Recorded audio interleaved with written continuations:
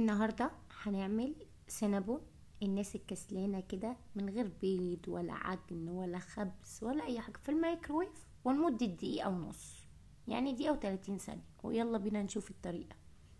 اي عيش بايت عندك اللي هو الصمون او الفينو زي ما بنقول، قصيه بالشكل ده، ما ترموهوش.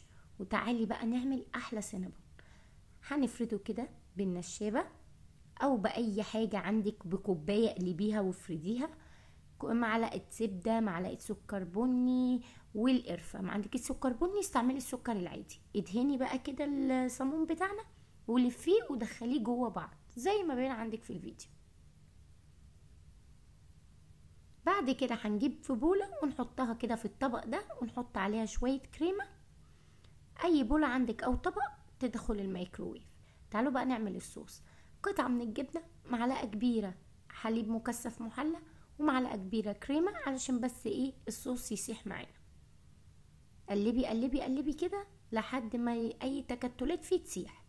طلعنا بقى السينابون بتاعنا من الميكروويف، دخلناها في الميكروويف لمدة دقيقة ونص. بعد ما طلعت حطينا عليها صوص الجبنة وحطينا عليها الكراميل اللي كان عندي جاهز.